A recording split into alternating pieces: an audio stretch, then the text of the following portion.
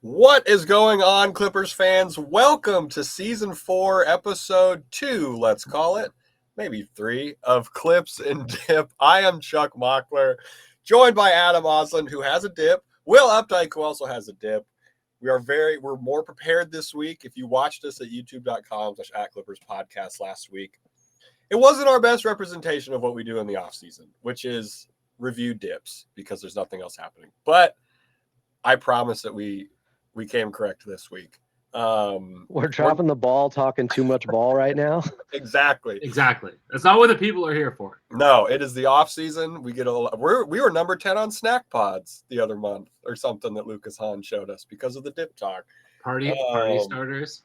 Party starters. We're going to talk the 3 games of the summer league that the Clippers have had, which has seen some good and some bad. There's no Bradley Beal news yet. But good and bad. We're undefeated, baby.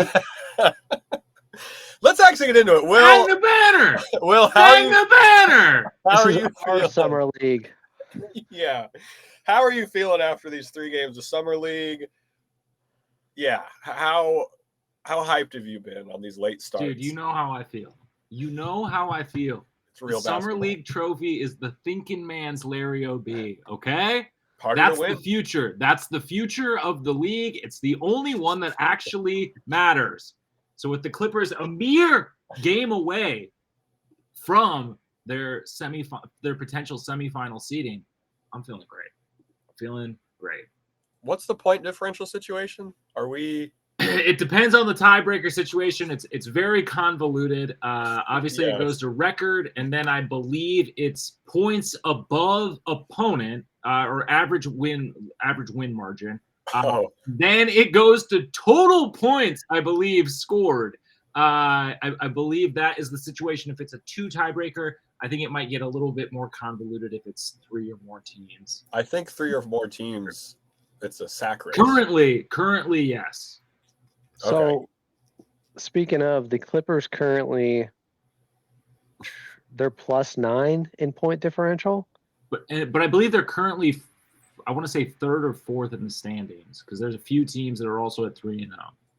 I have a lot riding on the Clippers winning summer league, and by a lot, I mean $75,000.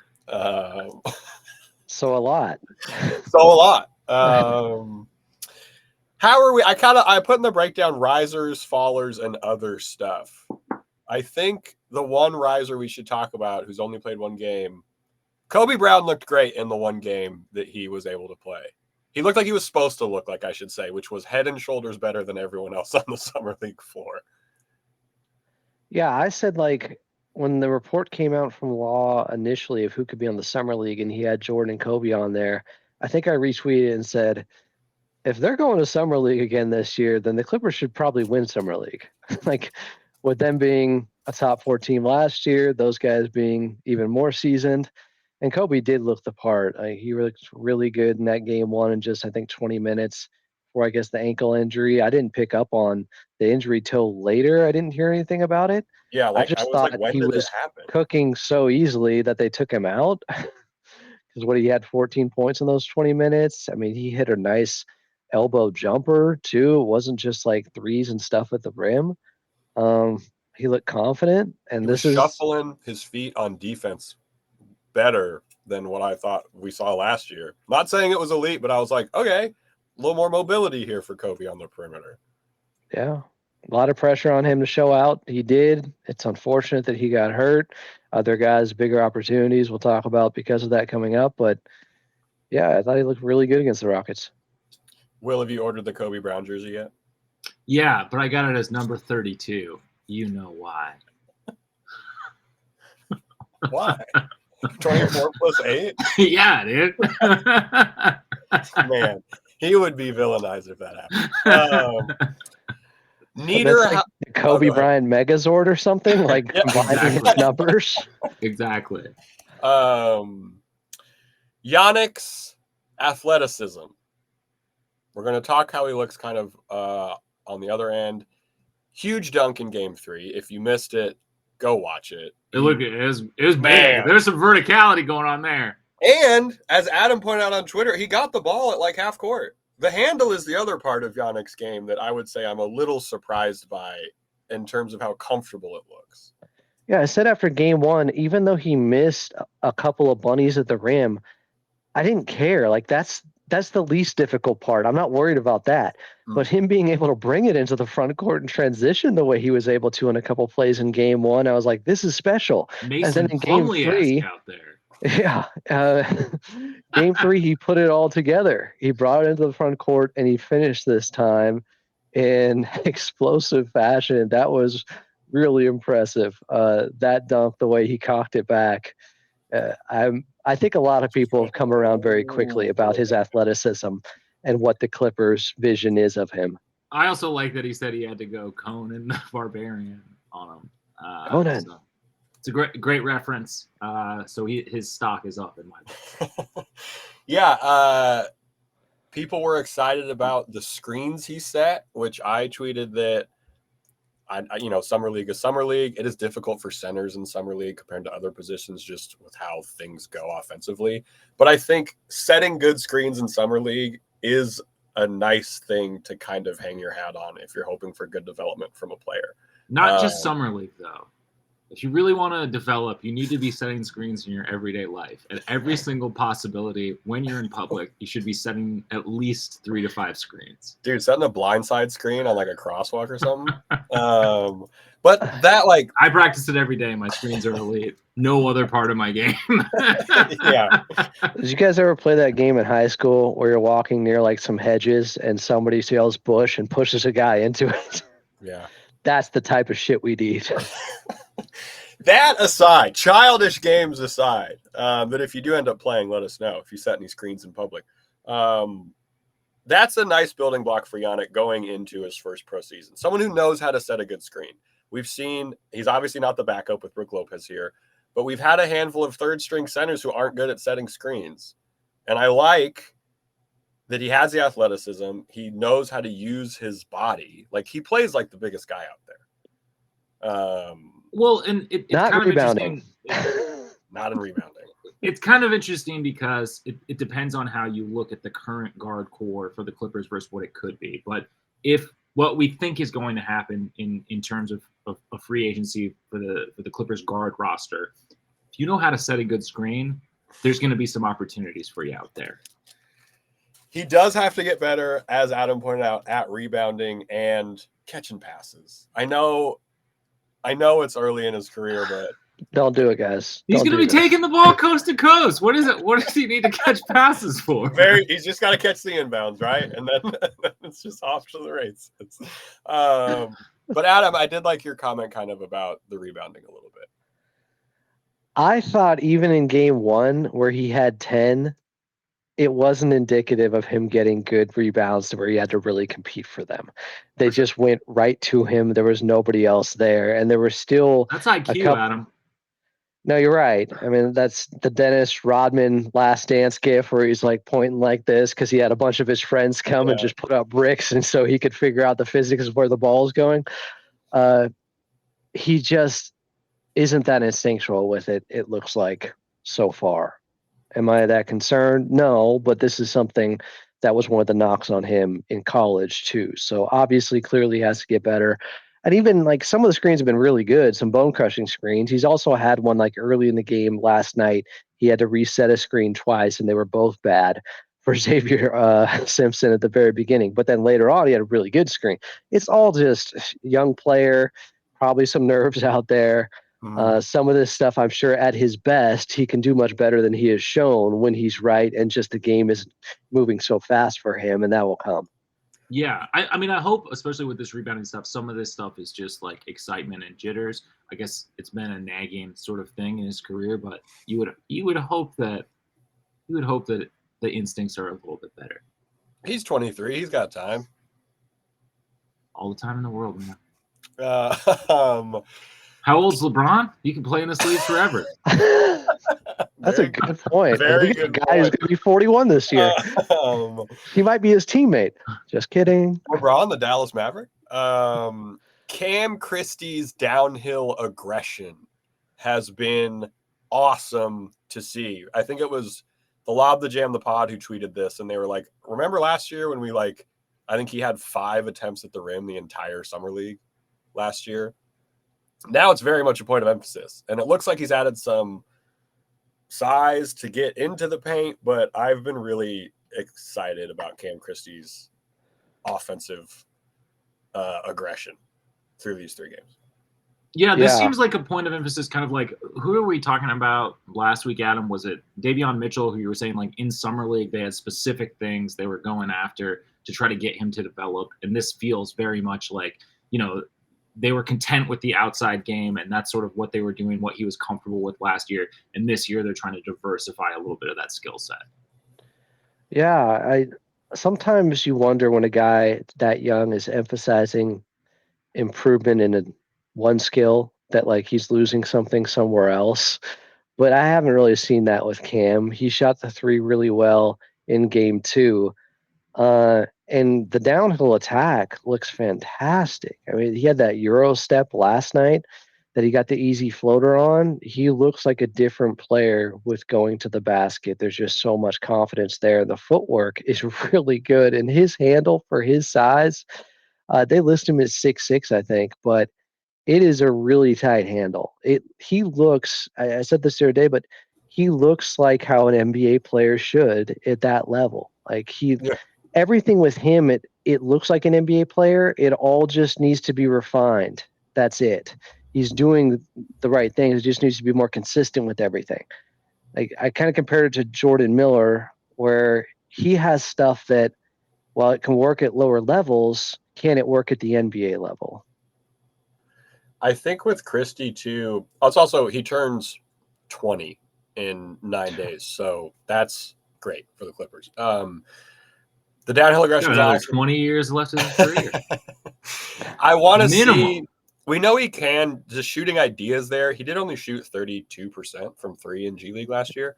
So I guess for this season, just kind of do the same thing. He took like 8 threes a game. So keep that same shot diet.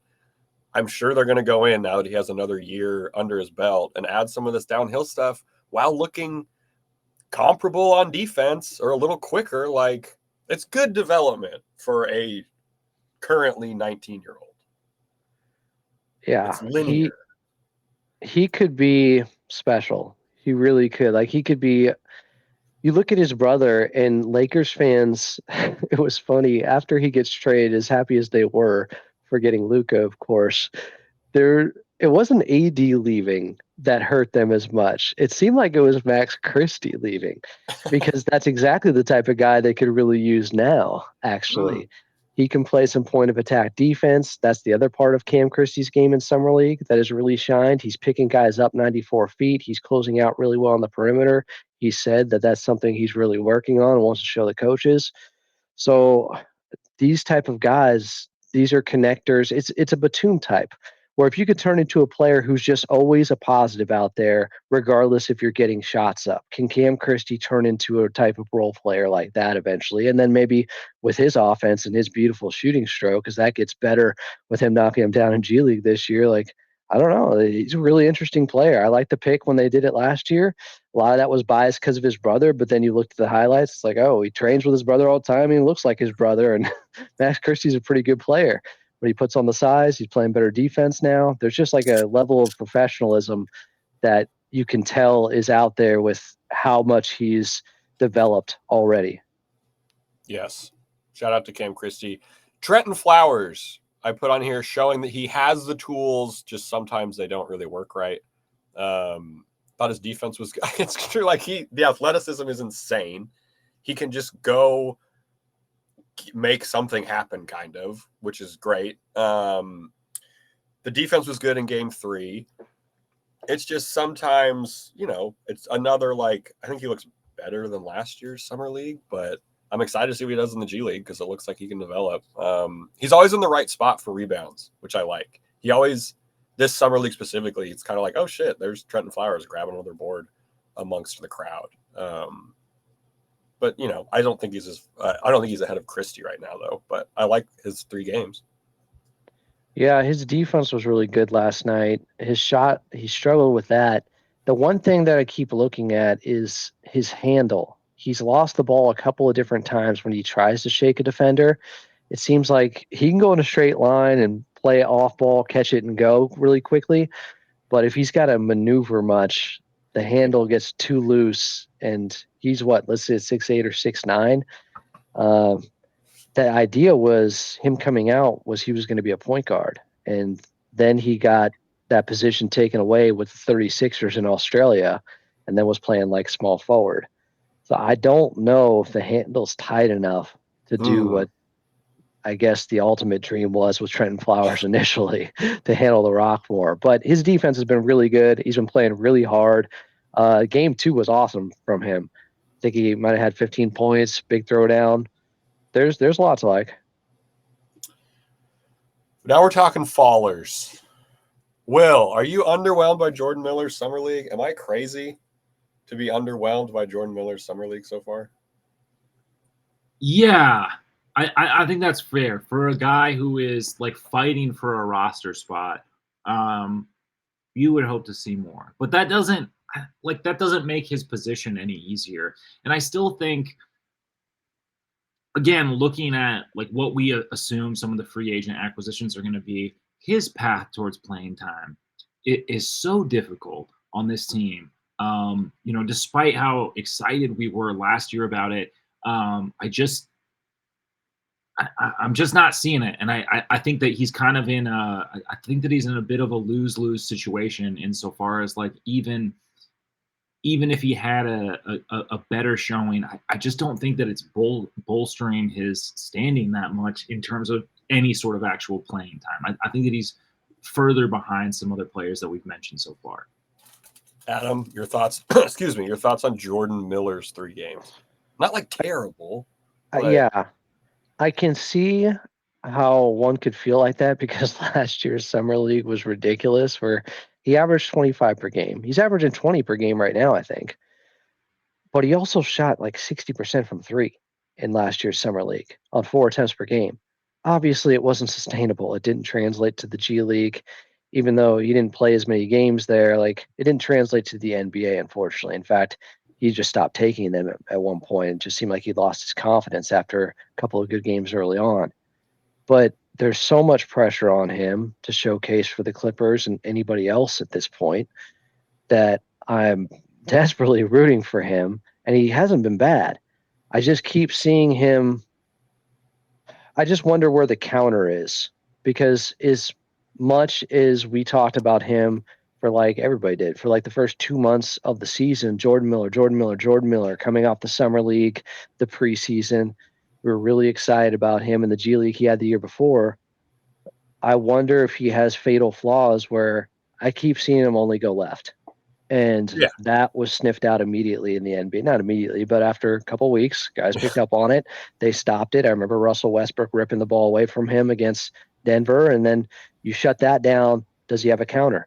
It doesn't seem like it right now. I've been watching for this specifically so far in Summer League, and I'm still not seeing him go right. I don't think he went right once for a bucket last night. And what do you have, 19? Yeah. He hit a clutch 3. He did get their last 3 makes of the ball game and kind of put it away for them. They weren't tough. They were all going left, for him at least. Like, he's so good at that. But you'd almost rather just have him be solid at both, being able to go both directions, so you're a little less predictable out there, because when you get to the pros and you're playing at the NBA level, I don't know if his lefty sidestepping deceleration thing is translating. History would dictate no. So yeah, it's Jaylen Brown does it. That's very true. A much better athlete and better shooter. I don't know, in every way. Same player. He has 1 game to figure it out. We'll see what happens. I put Yannic's comfortability on offense on here, but I like what you guys were talking about with like the jitters. I think he looked better on offense the 3rd game, and I have a feeling, and by better I just mean not as deer in the headlights. Stats wise, sure, it's Summer League. Filipowski just had 35 and 10 or whatever. I don't really care about Summer League stats all that much.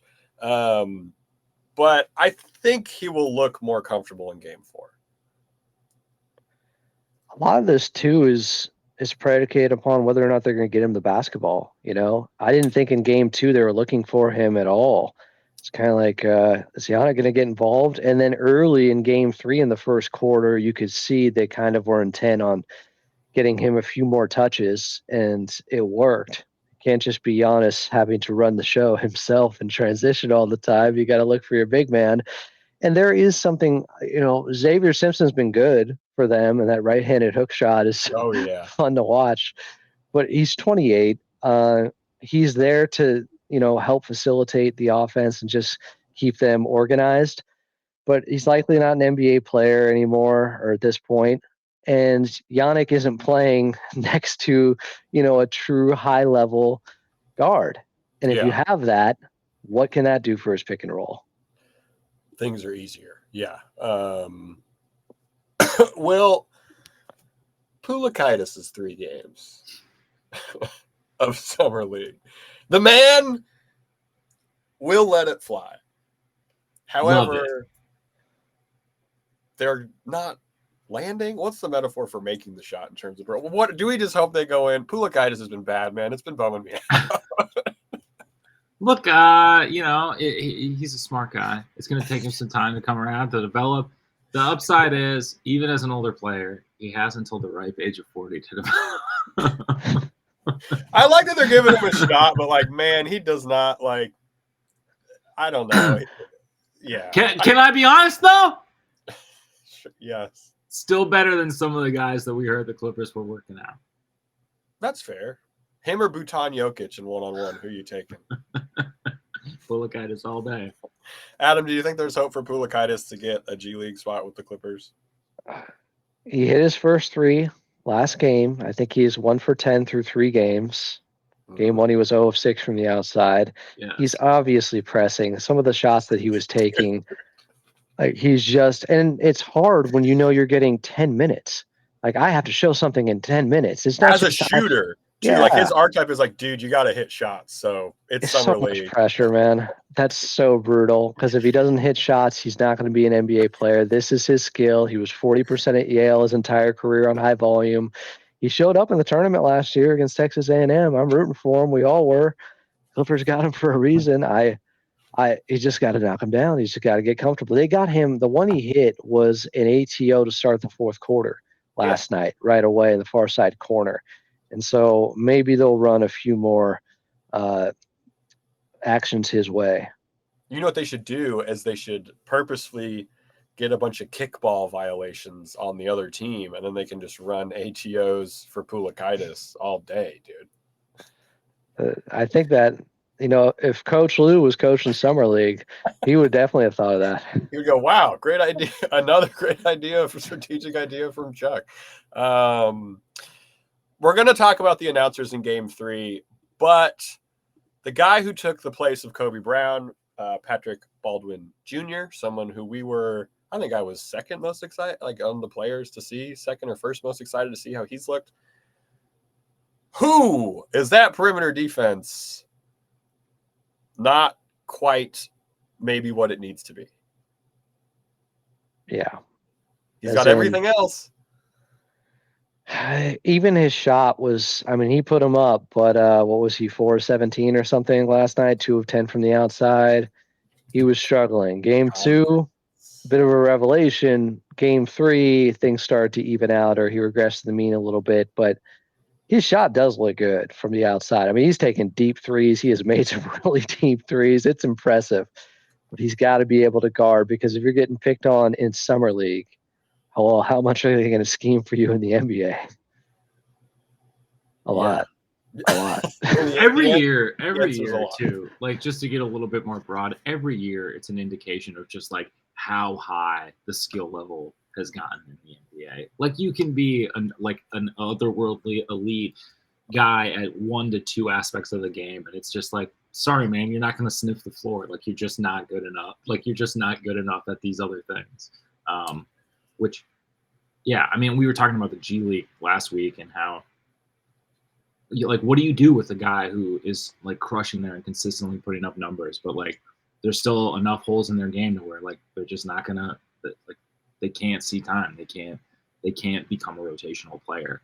And I think that's why it makes guys like Christie all the more exciting, because there is like Flowers, Christie. Yeah, you're like, there's something there, like where you can definitely see the makings of like, well, like maybe not super exceptional at like as a 3-dimensional player. There's enough there where you're like, okay, I think the floor level, I think the baseline is good enough that I can see a path towards some actual minutes. And we talked about this coming into the summer league and the draft, and like that's the thing I'm just the most excited about is like, what if we can get one guy to consistently pop that could be good for, you know, a few appearances in like 3 to 5 minutes. I mean, that'd be sort of an otherworldly achievement for what we kind of expect from development, from where we've drafted and where we're at right now. Yeah, if Christie, Flowers, and Yanic, I'm actually interested in to see how they develop in the G League this year. And that's not a knock on them, like to say that they won't make the senior squad, but the Clippers senior squad has a very specific 2-year window that we are looking at right now. So it just will be difficult. But those three, I think we can probably all agree, are kind of the most exciting. If this crew and Kobe, if this crew wins the summer league chip, whose starting spot is in jeopardy? Who's starting spot? Who's in hot water? Well, that is the rule. You win summer league, one of those guys gets bumped into the starting lineup in the regular season. Damn. It's in there. It's a bylaw. Check out the new CBA. Did you miss this one? Man, This is the fourth apron. Oh, that's so good. All right, so now the broadcasting duo for the third game of the Clippers Summer League was horrendous. I was not the only person who thought this. People on Twitter were ready to revolt. They sounded like they hated each other. They were so bad, man. Well, it was just okay. So I guess the guy who was the play-by-play man on the call, he is a studio host on NBA TV, and I don't know how much play-by-play he has done, but he was overhyping and overselling everything. At first, I thought it was just the Bronny effect, right? But he was taking it to such a high level. And then I thought about it. It's like, well, it's actually not the first guy that I didn't really know about or recognize that was calling a summer league game that was really showing a lot of enthusiasm. I think what they're doing is like they're trying to put together a sizzle reel. Like they're trying to show what a call could be, even though it's just summer league. How would this translate to a big game? Actually, how would their call sound? I get that. So that is some great inside baseball from Adam Oslin. That thought had not crossed my mind, but you're 100% right. They're trying to put together the highlight reel for some other play-by-play gigs. Because honestly, it wasn't just this guy. I've heard it from multiple games. I'm like, what is going on in summer league? Did like Adam Silver put down a mandate to try to make these games as exciting as possible that everyone has to freak out on every play? They kept also doing a thing which I despise, which is comparing something happening in the sport you're watching and saying, that's like if this thing happened in a different sport that you're watching. They did it with football like 4 times last night. They're like a defensive back. And I'm just like, God, this is the sport we're watching. You don't have to make it seem like football. No disrespect to football. I love my Dolphins, despite what they do to me every single year. But like, we don't need to like mix. I don't need to be reminded of football when I got to think of the Dolphins. Exactly. No. And then there was a quote where one of the guys said, his stat line won't jump out at you, but when you look at his stats, it's like, whoa.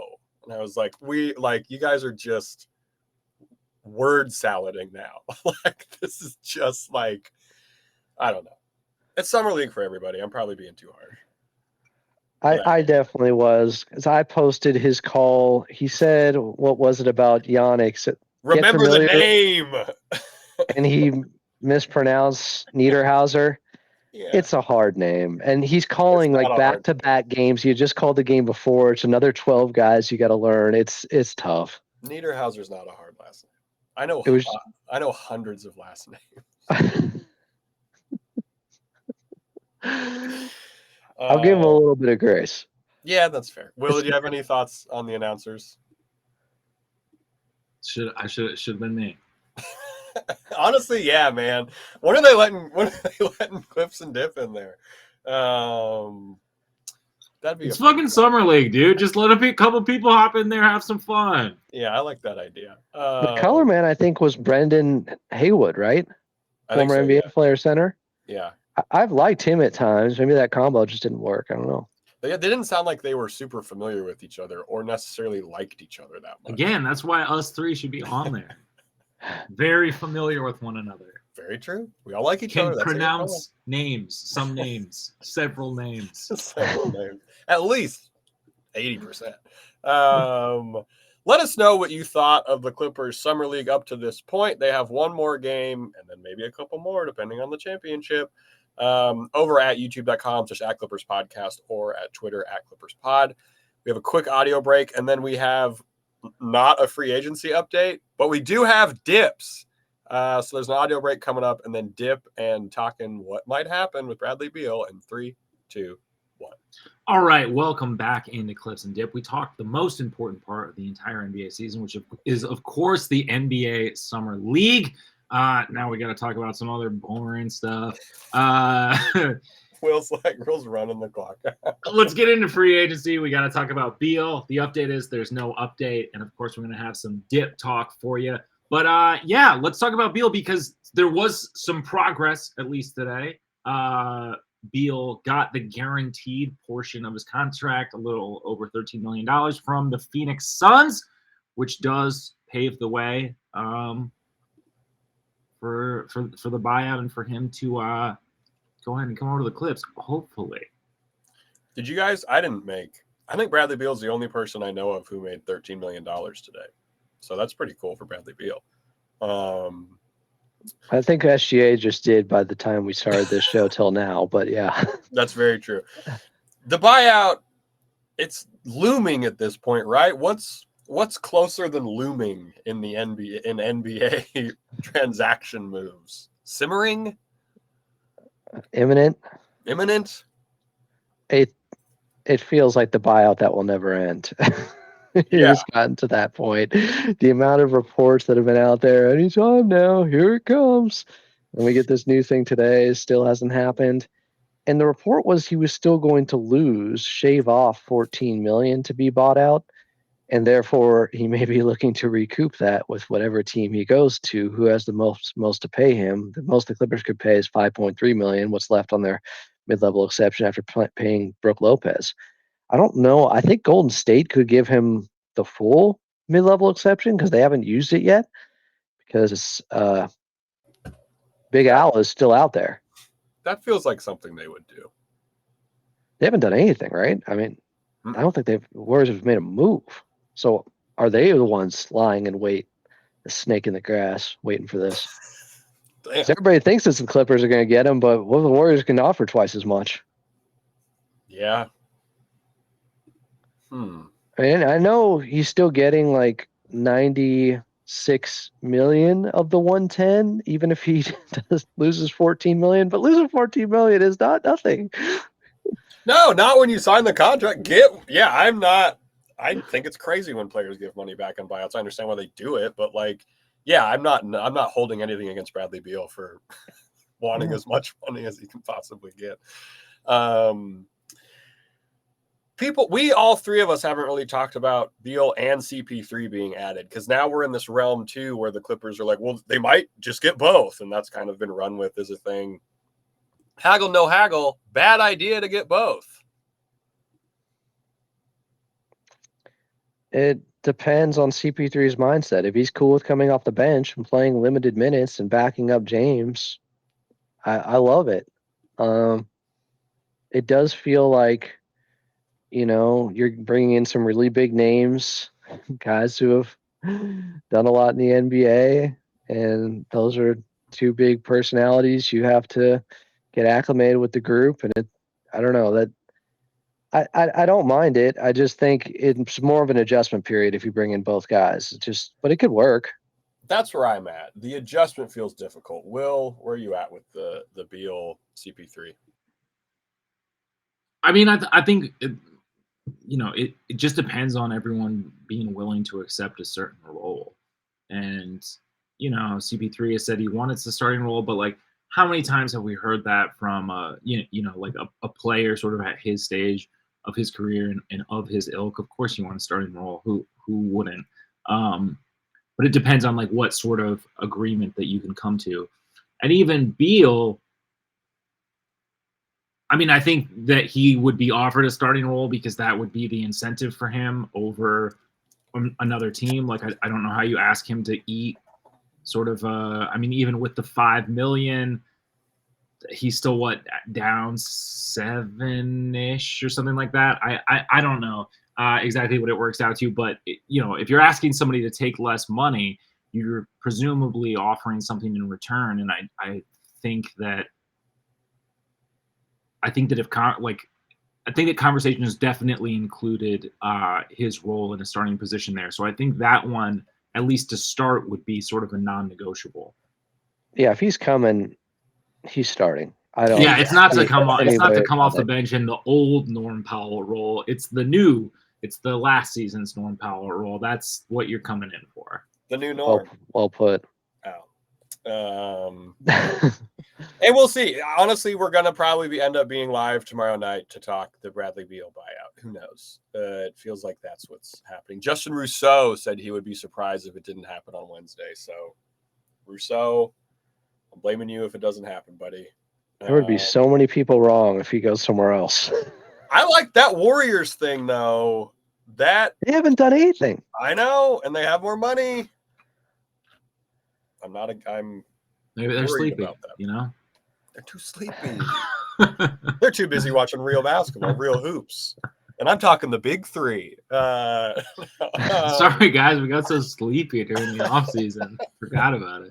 Just the stoner front office. It's the offseason. What do you expect from us? It's the offseason. Like, we're not doing anything. We're like teachers, dude. This is me time. I'm painting houses. Okay, anything else basketball related before we get into the dips? I thought Kobe Sanders looked good. Yes, I would agree with that. I like his passing, and his shot looks better than I thought it would. Yeah. He didn't look great. I thought it would be bad. The young Colonel? He's cooking out there. Yesterday wasn't his best, but the first two games, he looked really confident. His mid-range, which was kind of advertised as him having that in his bag from Nevada, it showed up a couple times where I've been, wow, that's interesting. And just he's crafty getting to the basket. He's working angles. I've liked his game. Here's to a good game 4, putting us over the top for that damn chip. Yeah, I wonder how many teams are going to end up 4-0. Right. Like how many people we're probably going to find out. So I foolhardily gave you guys the standings based when I looked earlier today.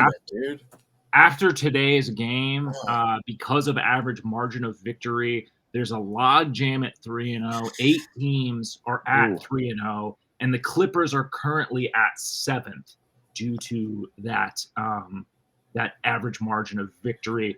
They are they're at +9 right now. The Raptors are leading the way at +23.5. Okay. Where's Denver? Can they help their own cause? Is Denver near them? Big dub. So they're playing Thursday. Let me pull up Denver here because they are going to be honest. I got to look pretty hard on here because they're 0-3 in the standings. They're currently 26. Well, their point differential is -6. Smash them.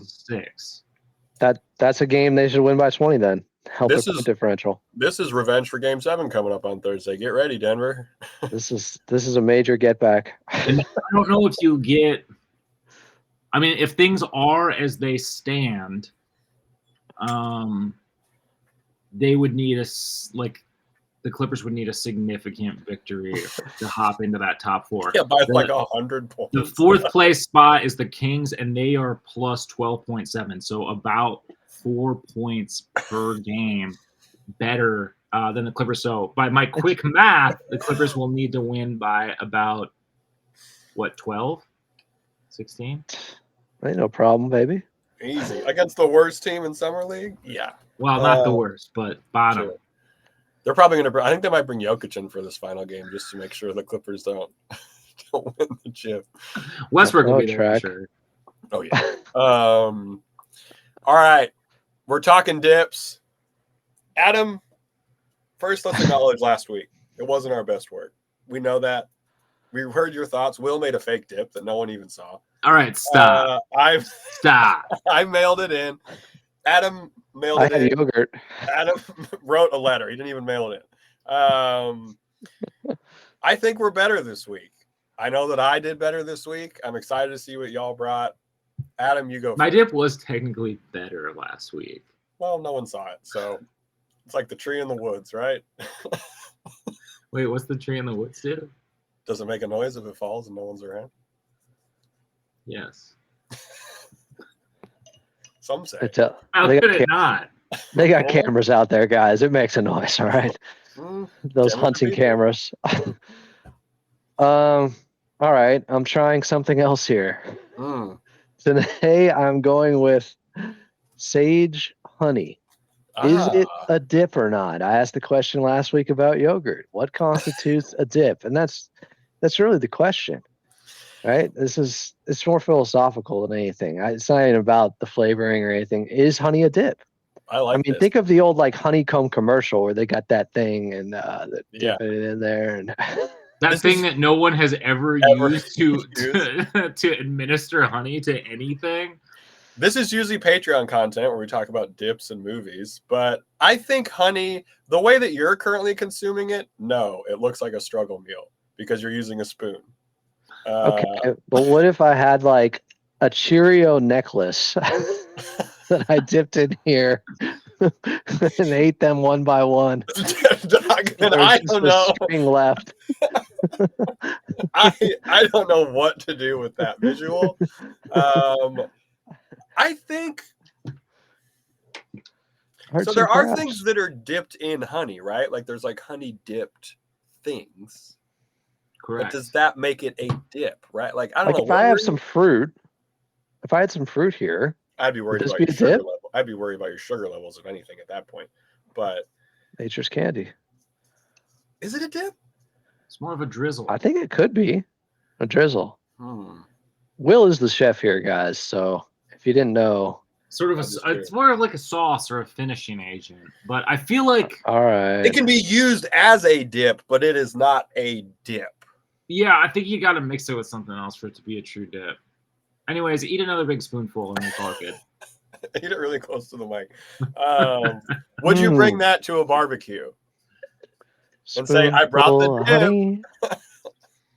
Is it local honey? Is it? How close are bears? What's the bear situation? Is it regional pollen? The bears they're close. Yeah, I'm not effing around with those bears. I probably wouldn't bring it. Or I'd have to put it up in the tree, in a bag. Keep it away from the bears. I mean, that'd be a good bit. I actually would bring some local honey. I feel like at the right kind of party, people are going nuts for that. Dip or no? I would say as a dip specifically in this context. All right, so we got a maybe on that one. Bear pop pending bears. Will, would you like to go next? Yeah, you brought a dip this time. What's that? I said you brought a dip this time. I did. I ate a dip last week as well. If you're not watching on YouTube, I'm dropping my laptop, which is something you only get to see on the big screen. That's youtube.com @Clippers Podcast.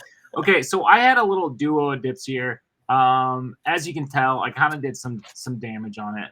Yeah, you're doing work on it. I had sort of a Christmas in July theme going here. So this dip here on my right, viewing left, is just a classic sort of green salsa from Trader Joe's. Comes in a can, but it's quite delightful.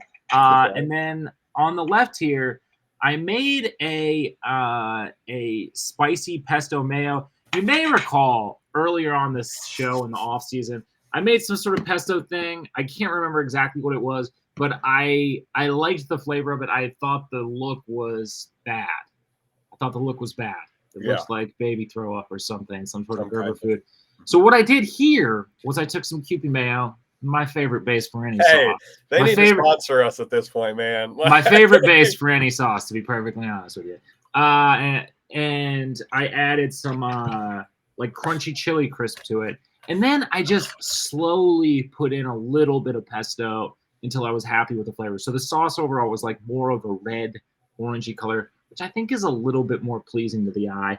Eating it on just some classic Trader Joe's white corn tortilla chips.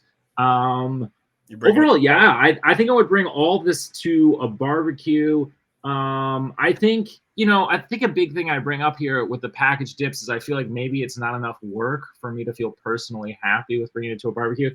I think if I brought this duo, that to me, like between the two things, is like I did put some effort into it. You're satisfied. You did put some effort into it, and like honestly, if you need a tortilla chip and you happen to be at Trader Joe's, which you should be for your barbecue because they've got great alcohol deals if that's something that you're going for your barbecue.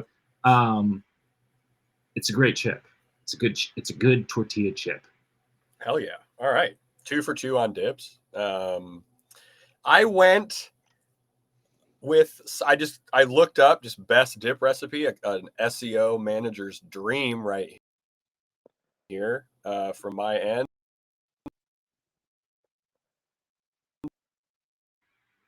The dip is so good, Charles is freezing. And I ended up going right out of him. Didn't take that word, though. My computer just freeze? We heard that, Chuck. We heard you now. I guess this is breaking. All right, you're good now. Oh, never mind. Now you're frozen. Man, we're going to be waiting in suspense for this dip. I love this dip so far. All right, I'm being told that I'm good. I heard the F-bomb. Did you hear the F-bomb from him, Will? $1 million dip. I did. A very loud F-bomb. Like that was the only thing that came through. But Chuck, keep talking. Charles, we can see you now. Keep talking. Can you hear me? Okay. Yeah. It was delayed, but I heard you. All right. The video was delayed, but this gets.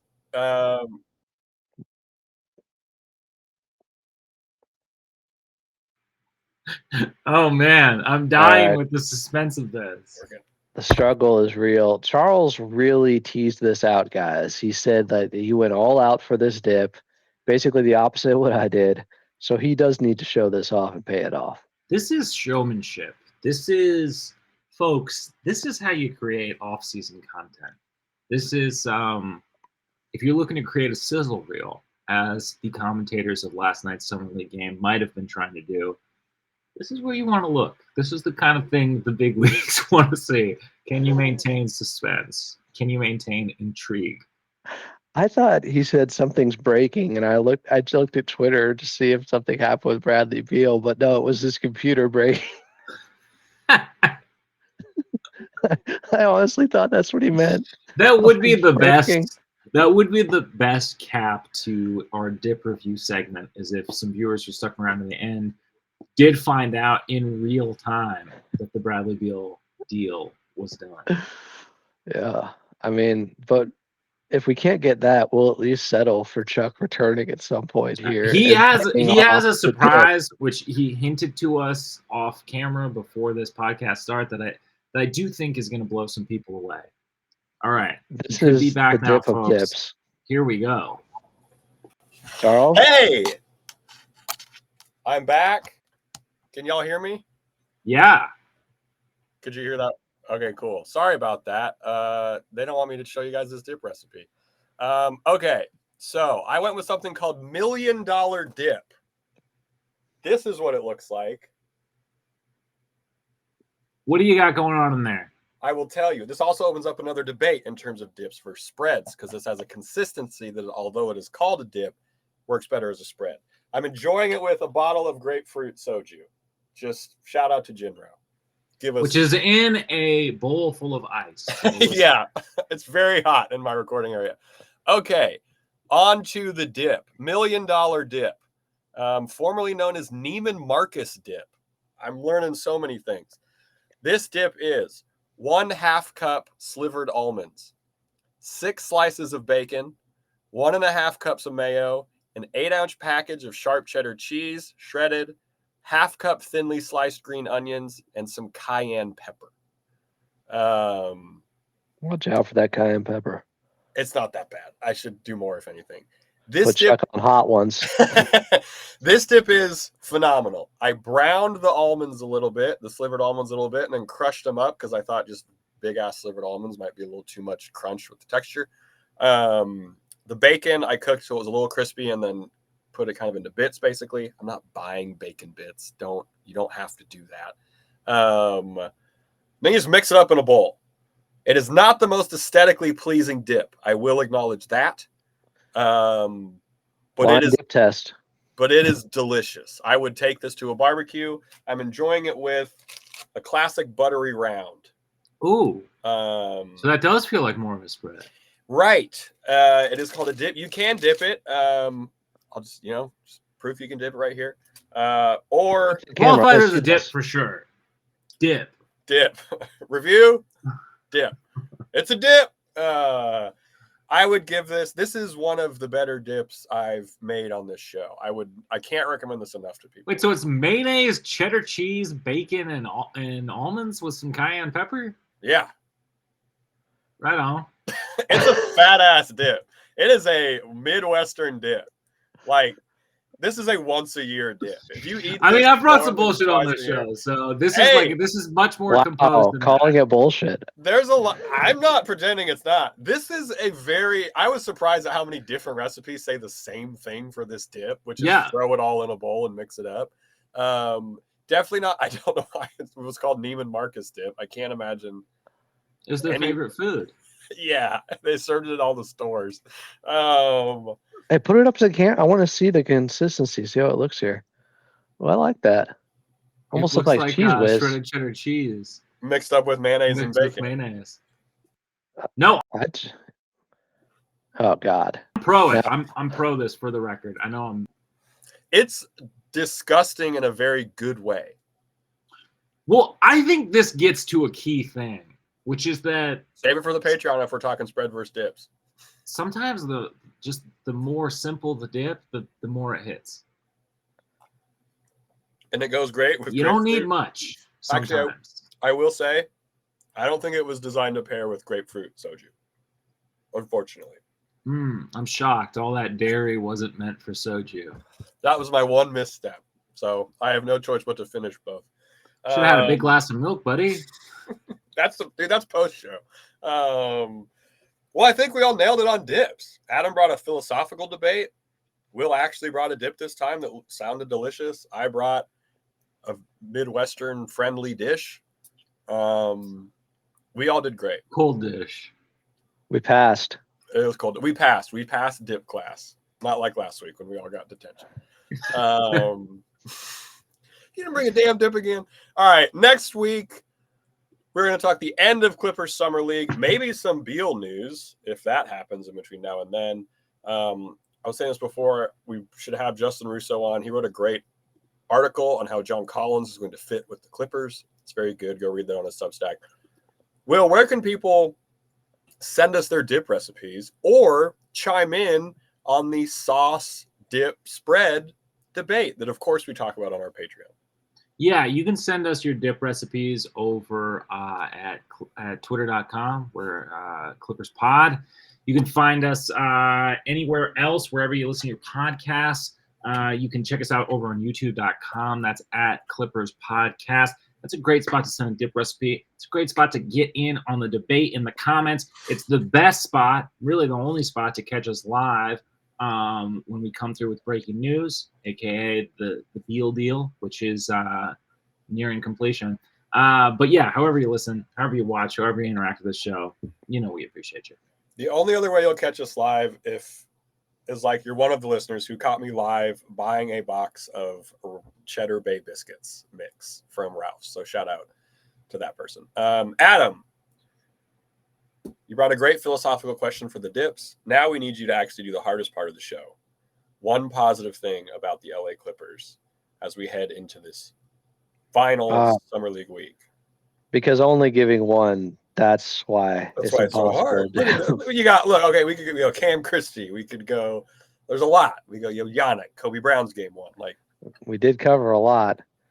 I think it's got to be the potential of Yanic right now. I can't stop thinking about his ceiling because the one thing we didn't touch upon is he attempted 2 3-pointers.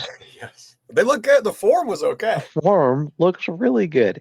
Guys, I went to an interview from Penn State last year before the season started, and the interviewer asked him about why his teammates his teammates calling him the best shooter on the team. His teammates were saying that going into last season. And it wasn't ironically, I guess literally he can shoot. And Lawrence Frank spoke about it and said, we want to focus on this and that, but there may be something more to his upside eventually. I'm stoked, and everybody's seeing the athleticism now. That cannot be questioned.